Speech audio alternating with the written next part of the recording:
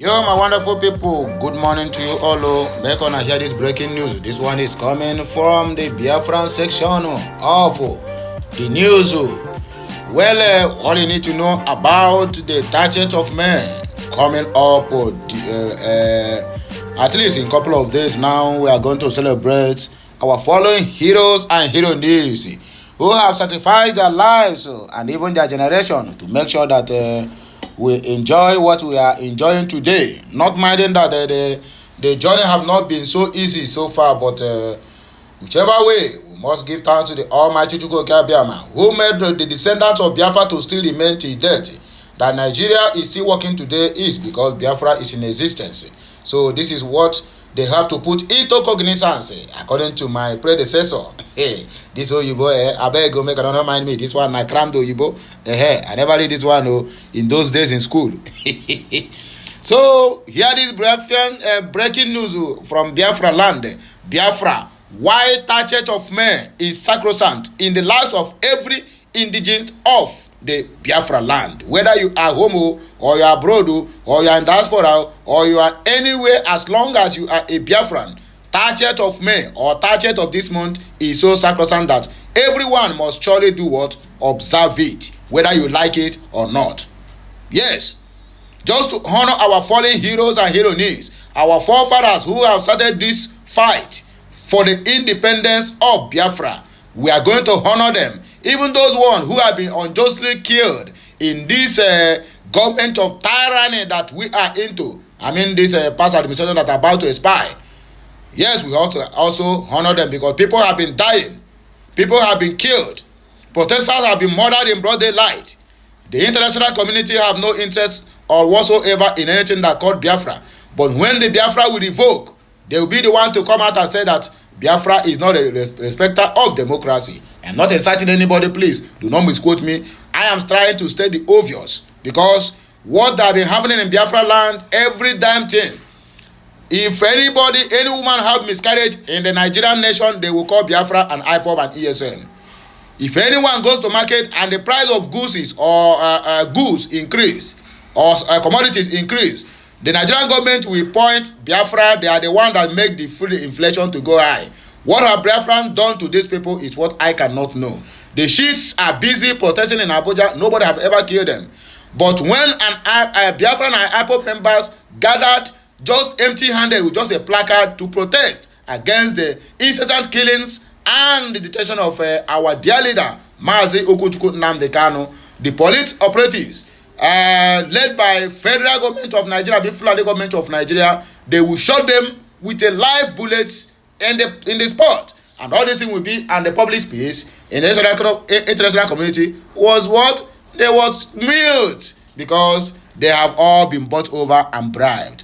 Well, without not wasting much of our time, please, I want us to go straight into the business of the day. But before then, if you have not subscribed to my channel, please endeavor to do that as soon as possible. If this is your first time of hearing my voice, you are wondering who is here. My name never changed. I still remain Okute Daily Talk, the Ubonga channel, where we speak to you the undiluted truth about this Biafran struggle, about the 30th of May, and about the importance of listening to Okute Daily Talk. You get the point now, eh? Ngwana, or you're tighten your seatbelt. Let us move in. It is our culture and our cultural day. It is our heritage day. To us, every 30th of May remains our ritual day that we may commune in sobriety, reflecting on the many struggles that thus brought us to the limelight, that our history will never be erased from the annals.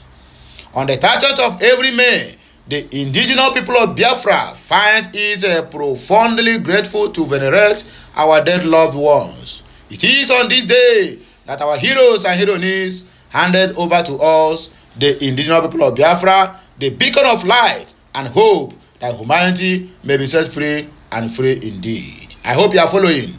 Please, let us all listen. It is very, very important. And make sure that anywhere you are, when you get this message, pass it on, because this message needs to get to every nooks and crannies of our dear Biafra land. Even in the country, in the so-called Nigerian nation and in diaspora, please, they need to observe the 30th of May. It is very, very sacrosanct and very, very important in the history of our struggle.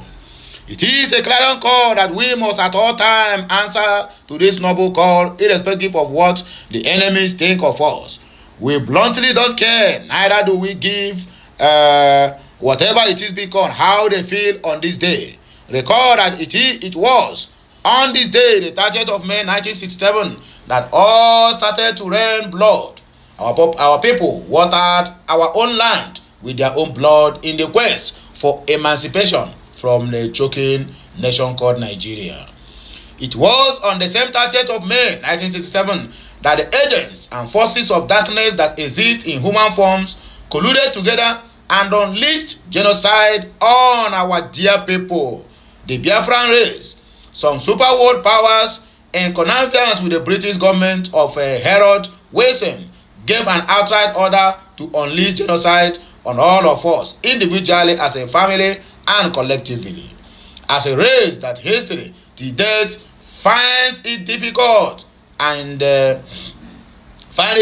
difficult and shy away from designating the Biafra war a genocidal war. Until today, none of these war criminals from the Nigerian government are facing nor standing any form of trial before the court of law for different degrees of war crimes committed within the Biafra geospace. No single apology or whatsoever. Even our so-called what do they call them? UK, who's they colonized Nigerians. Till today, they have seen what is happening in the so-called Nigerian nation or country, and they are not voicing. Instead, they keep on supporting and abetting the inhuman treatment that being committed against the people of Biafra. The 30th of May is of a significant importance to us as a people that we can't afford to joke with it, a bit for anything. It reminds us of our rough beginnings, the hurdles, the struggles, the agonies, the miseries, the cries, the pains, the hate, the love, gang up, the deaths and massacres, rampaging, the maiming the genocide, and recently the forceful usurpation of our land by the Nigerian government to hand some over to the Fulani people who are not indigenous to us. All these were meted out to a particular and peculiar race because they asked for nothing else but to be left alone in their ancestral land where they live and will promulgate and make their own laws as they deem necessary and govern themselves against external control as to what is obtainable in Nigeria under the British government covenant. Why 30th May is sacrosanct? Please listen attentively to this very particular part. The indigenous people of Biafra on this day remembers our fallen heroes from 1904 of the British government invasion and expedition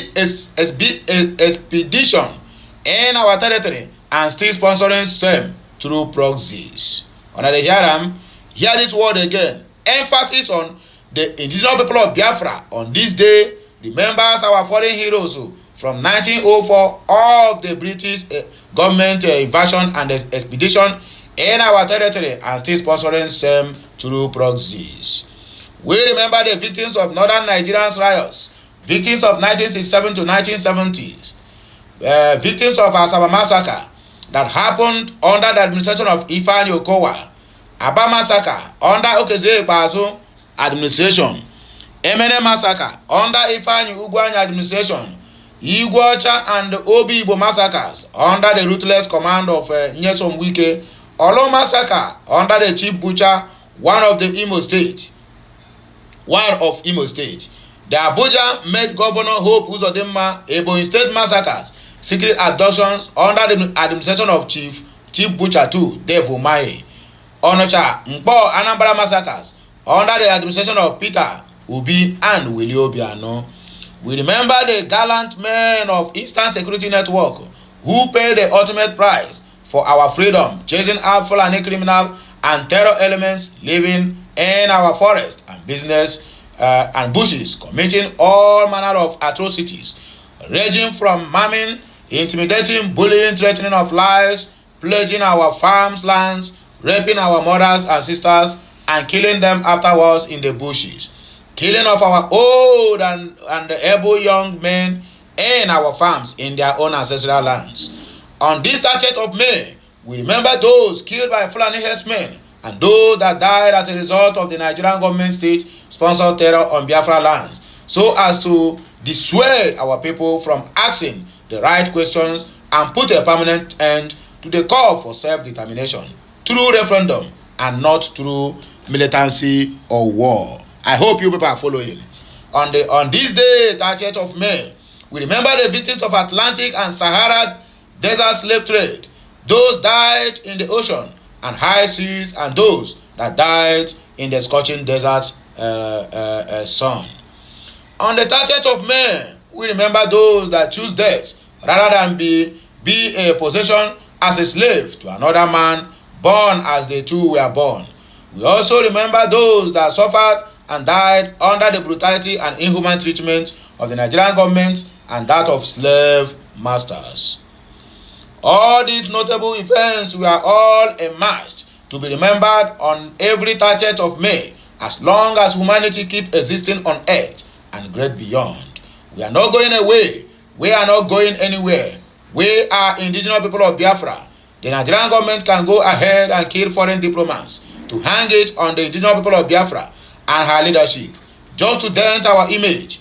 But that will never stop nor deter us from demanding for referendum. Self-determination is our right and that we must get. And that the memories of all Biafrans slayed, mauled, killed, enslaved, bombed, starved to death may find a resting place forever. That's what 30th of May is all about. It is a unique story of a race facing horrible extinction forces in the hands of British government in collaboration with the Fulani Nigerian government. The stories are in different chapters and verses, but the end freedom will be ours to sing. This message is edited by Ndubisi Eke and brought to you by Okute Daily Talk, where the Toko is the order of the day. Another news we have here, this one is all about Buhari. From this, our controversial influencer, where his name be Reno Omonketa, according to their people. All of Buhari's achievement multiplied by 20 can never be compared to Dangote refinery. This one is coming from Reno Mokli. And you are speaking all the way from US. Come back to Nigeria, my dear brother. Come and speak. So that they will use you to warm EFCC office. Former presidential aide Reno Omonketa has reacted to the commissioning of Africa's largest 650,000 barrels per day Dangote refinery. The commissioning will take place today in Ibeju, Lekki, Lagos. Or the commission took place yesterday, because this is a news of today. Dignitaries such as President Muhammadu Buhari, the President of Ghana, Nana Akufo-Addo, Faure Gashembe of Togo, Mahamat Debi of Chad, Macky Sall of Senegal, Mohamed Bazoum of Niger, amongst others, will be attending the occasion, or we are on the occasions. The development is expected to transform Nigeria oil and gas industry. But the question is, if Dangote can single-handedly build a refinery, then what happened to Nigerians over how many refineries that have not been built to place because of their thief, because of their tiffy through the fuel subsidy? That is why they refuse to make all those refineries work. So now everybody is praising Dangote, because this one is also their works of the proxies to make sure that they keep on siphoning Nigerian economy. In Nigeria, Aliko Dangote single-handedly, okay, let me say not single-handedly, but I know that among those who keep on siphoning all this our funds through fuel subsidy, their money, and I'm very, very sure they are shareholders in this Aliko Dangote, because if not for Nigerian government, who is Aliko Dangote, they are the one that built him, despite the fact that he came from a rich background. But let us be sincere to ourselves. Nigeria will allow Aliko Dangote to build a refinery in a country that have many refineries that is not at work. Can't you see that there's something fishy there? Can't you see that the A1 and wedding in Ofe, and the earlier the Nigerian government take out that Ake from Ofe, the better for all of us. I beg, I don't know how I want to explain this Akenwe. Make una help me, those who don't understand the English and the Igbo. Akenwe the Nimo faith in the Nigerian government. And they are the one that is sponsoring Dangote, forgetting that Dangote now, singularly himself now said, oh, he built a refinery, fine and good, everybody is happy, smiling, and Nigeria will not export fuel again to, what do they call it? We'll take it over to another country to refine. It will be done in Nigeria. But be rest assured that, yes, because all those people who keep on stealing our crude oil, they will still continue even now. The thing is passing into constitution because their own pipe will be channeled direct to Aliko Dangote. No need of bringing any ship or whatever or vessel to come into our water to take the oils. No, they will be the one now. Even I said before completion of that refinery, I am very, very sure, very optimistic that they have already sent their own pipe direct to Aliko Dangote's refinery, which is they are also proxies and they have shareholders in that. If God is not taking, our president has the shareholder there. All of these people now, all of them gather together and build a refinery just to make sure that Nigerian refineries do not work. Because as they build this one now, if you come out now and say, okay, we have a budget of making the whole refineries work, they will tell you, no, there's no need. We have Aliko Dangote because they will counter whatever you want to do to make sure that the refining and the PMS is very affordable to everyone in the country. They would say, nehi, unless you follow the right, no, their own wrong channel of doing it, which is sending our crude oil to Aliko Dangote's refinery. When we refined, then he will tell us how much we sell it to Nigerians. And at the end of the day, you find out that there will be no difference between importing and refining in Nigeria. Mark my word, today happens to be 23 of this month. Refining our fuel in Nigeria, even self the price might go higher than it used to be.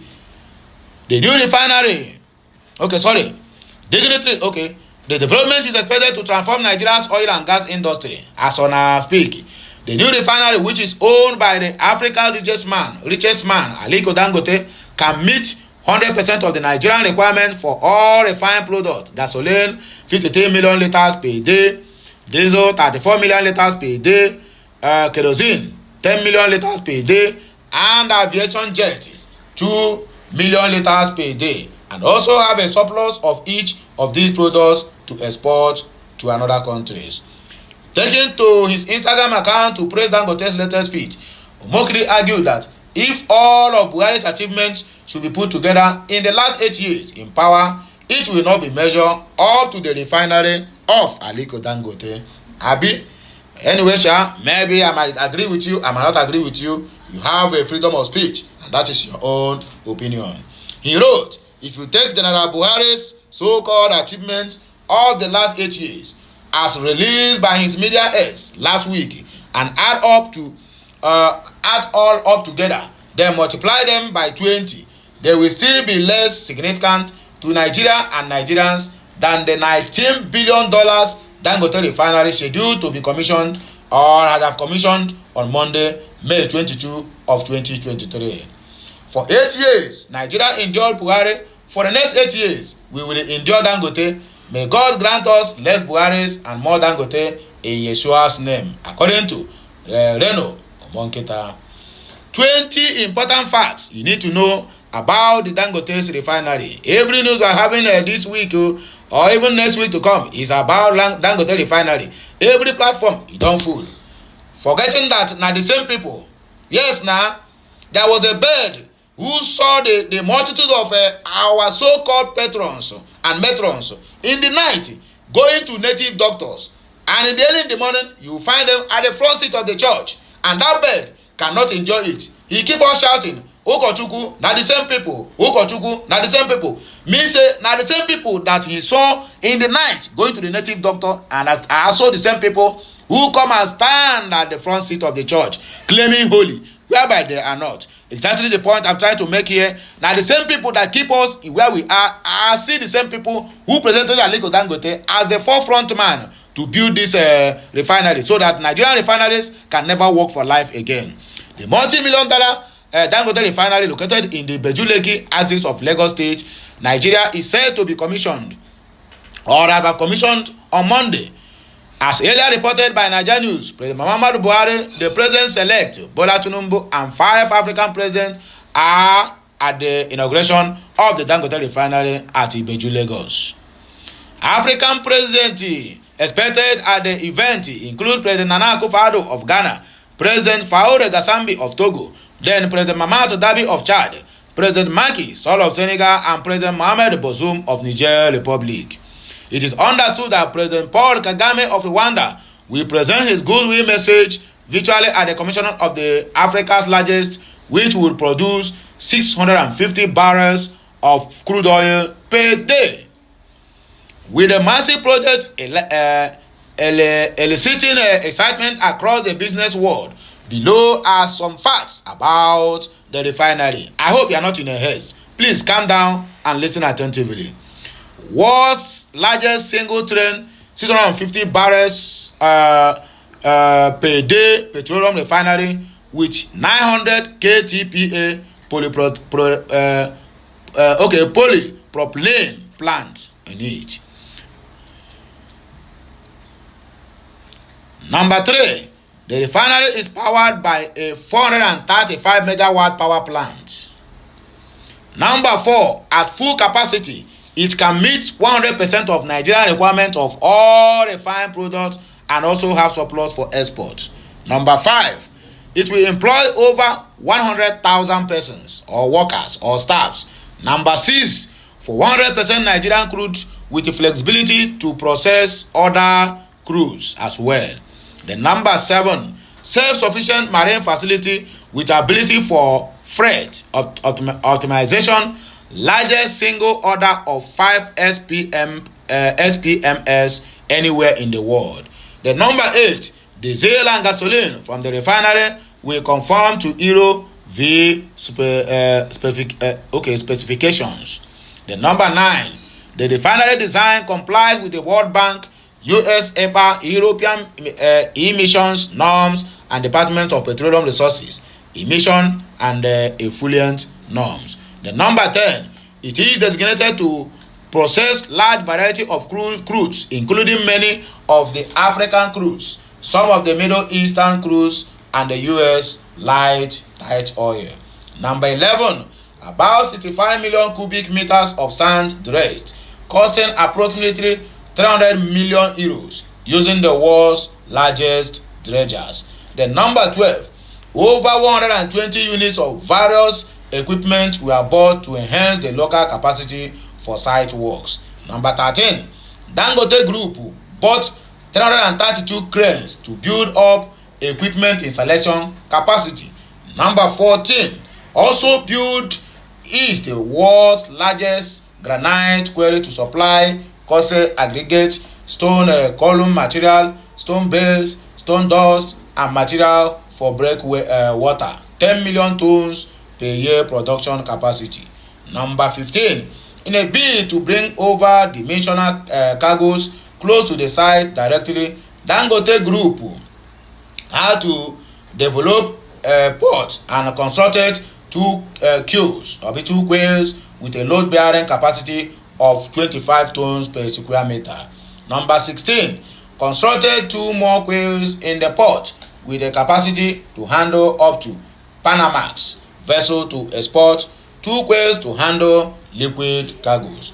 Then number 17, the port will have 6 quays, including a roll-on, roll-off quay as well. Number 18, in the course of the civil works, 700 piles were drilled on some days, with total number of piles up to 250,000. Then number 19, it has 177 tanks of 4,742 billion liters capacity. Number 20, Dangote is one of the few companies in the world executing a petroleum refinery and a petrochemical complex directly as an engineering, procurement, and construction contractor. You get the point now, Abi? If you get the point, then follow me. Let us proceed. Peter Obi invites Arabambi Labour Party tables request before police DSS over death threat. The Labour Party has asked the Nigerian Police and Department of State Service DSS to invite a former national publicity secretary of the party, Abayomi Arabambi, over alleged threats to his life by the party's presidential candidate, Peter Obi. Recall that Arabambi has accused the party's national youth leader, Kennedy Ahanotu, of sending the threat messages to him under the directive of Peter Obi. But in a joint statement by the party's national secretary, Omar Farouk, and the national youth leader, Ahanotu, the party said it will have ignored such substantiated and unfounded accusations. The statement said, for the benefit of some members of the public, especially the Nigerian youths who do not know the character called Arabambi, a serial blackmailer who will stop at nothing to call out our leader at any given time, we see such baseless attempts to defame our principal and that of our national youth leader as a last kick of a dying horse. The party said Arabambi is well known for peddling lies, propaganda, and deceit, adding that these are the reasons the party expelled him. Labour Party recalled that recently Arabambi referred to a noble Nigerians who believe that justice must prevail in the 2023 presidential election as Obi idiots. According to, yes, of course, he said that. I watch it at the national TV. The party said such description of hand-working Nigerian youths is an invitation to self-destruct. We have said time without number that the Peter Obi presidency is a Nigerian project and not a personal project. We are, however, challenging Arabambi to make public the said conversations he had with our national youth leader to prove the allegations of threat to life from our leaders. We want to restate that neither Obi nor any other person from Labour Party has or will ever contemplate to influence or to stimulate any such response to our papa from Nigerians who already knew that our papa, Arabambi, and their cohorts have been heavily compromised to thwart the proceedings in the tribunal. Peter Obi is known as a peace-loving man who never condones violence. As a governor of Anambra State, it is on record that his tenure witnessed the most peaceful era in that state. He is renowned to be the only governor in Nigeria who move around without a bulletproof car. He ensured that brigandry,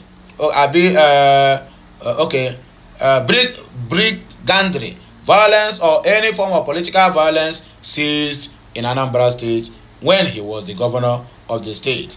Election Tribunal, Peter Obi clears air on producing 50 witnesses in 7 weeks. This one is where they capitalize now, including Festus Akpamo, criticizing Peter Obi that he needs the whole time to produce a witness. The presidential candidate of the Labour Party, Peter Obi, has cleared the air on the telling the Presidential Election Petition Tribunal to allow him produce 50 witnesses in 7 weeks. Nigeria report that this is as the Labour Party flag bearer denies taking for 7 weeks from the court to get witnesses for the ongoing petition, contrary to the reports being circulated on the media.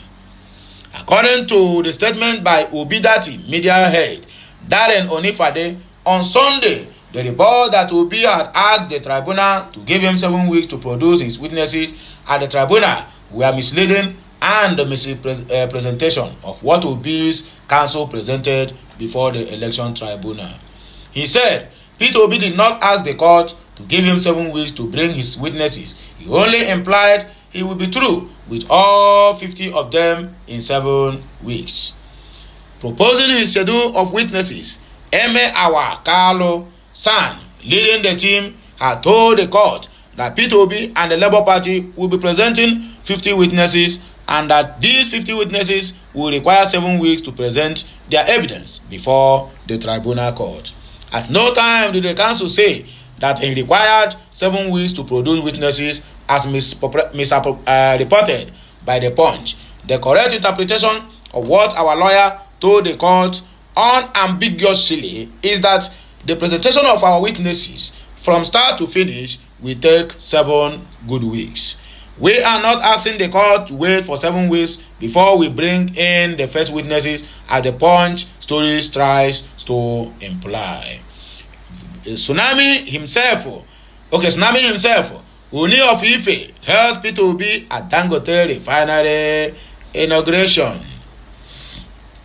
the Oni of Ife, Oba Adeyeye Enitan Ogunwesi, on Monday, eulogized the Labour Party presidential candidate in the 2023 presidential election.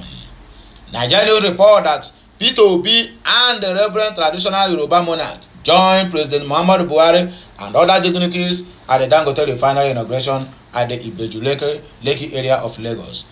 In a video that emerged online, Oni was captured hailing the former governor of Anambra State, describing him as the tsunami himself, as the exchange pleasantries.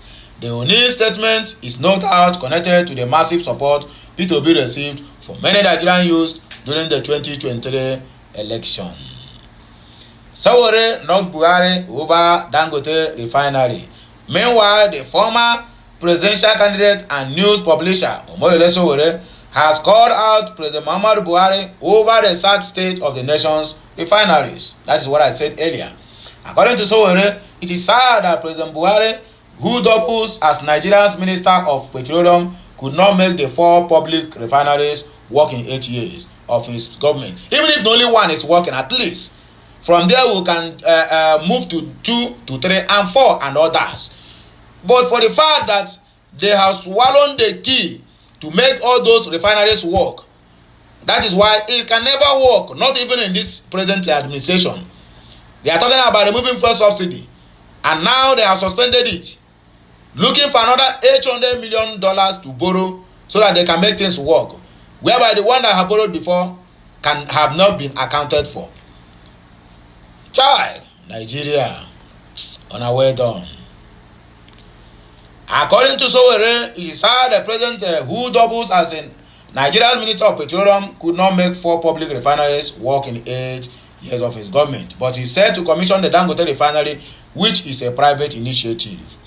Sowore, in a post via his Twitter account on Monday, accused Buhari and his cronies in the government of killing government refineries while helping Aliko Dangote bring his own into reality. I said it earlier, and that is the way it is. There's no two ways about that. He described them as wicked people in government houses, and that is what we keep seeing on daily basis. That is what we keep seeing almost every now and then. I know that most of them who refuse for refineries to work have almost the big share on Dangote's refinery. Let us tell ourselves the truth. $19 billion refinery for Dangote to be handling it alone. I don't say he don't have the money, but there's a probability. It's an under probability that most of all these our politicians who left the country the way it is have shares in that very refinery. Exactly my point. Buhari to commission second Niger bridge. Orders today. President Muhammadu Buhari is set to commission the second Niger bridge, having completed it within the lifespan of his 8 years administration. Buhari will officially open the bridge to motorists on today, being Tuesday. Special advisor to the President on Media and Publicity, Femi Adesina, has disclosed. The presidency noted that the decision to construct the second Niger bridge was conceptualized in 2005. Beyond the bridge, Buhari will also cut steps to 3 federal secretariats and a road project, a move believed to enable him finish strong as the President of the Federal Republic of Nigeria. Going down memory lane, Buhari's media head said in 2014 there was an attempt to begin the project through public-private partnership, but it was not successful. He revealed that serious construction began in 2016 through the Presidential Infrastructure Development Fund. The presidency underscored the input of the Federal Ministry of Works and Housing, which aided in the successful completion of the said projects. Others also billed for commissioning on Tuesday include the Loko Oweto Bridge across River Benue to link Benue to Nasarawa State and the Ecom Bridge in Cross River State, while the road project is the completed section of the over 200 kilometers of Kaduna-Kano dual carriage expressway and 3 new federal secretariats. In its itinerary is also the federal secretariats at Oka, located at Executive Business District Layout, Oka South local government area of Anambra State. It is situated on a 5.106 acres of land. The project was first awarded on December 9, 2011, but was practically completed and taken over by the Ministry of Works and Housing on July 14 of 2022. The Secretariat has a total of 498 office spaces, a conference hall, 4 committee rooms, an exhibition hall, a banking hall, a post office, and a befitting reception. In addition, the Secretariat has lift facilities, well laid out parking space and drainages, a staff canteen, a fire hydrant, and other vital facilities. The second Federal Secretariat Gusau, Zamfara State, is located at Ungwandan Lawan, off Sokoto Bypass Road, Gusau, Zamfara State. The final one is the Federal Secretariat in Ogua, which is located at Alamesiawa Road, all in Bayelsa State. So my good people, and I don't see how now so we go take do what? So we take pack our kaya and I go with the go so. In case you are hearing my voice for the first time, I repeat it at the beginning of this video. I still repeat myself again. Please do what? Try to subscribe to my channel, like my content, share it with your family and friends. Your cronies, let them be aware of this or what is happening in this very particular station, because without you there will be no me, and without me there will be no my kind of news to you. That is why it is very necessary for you to subscribe, like, share, and also comment on any of my content, because it is your what you can do to support this moving train. So have a nice day, my people. May the Almighty God bless us today as we are hitting the road for our normal businesses, the Father, the Son, and of the Holy Spirit. I'll be signing out now. See you once again when I'm back with another blockbuster. Thank you very much for listening. Bye for now, my people. Que messiano.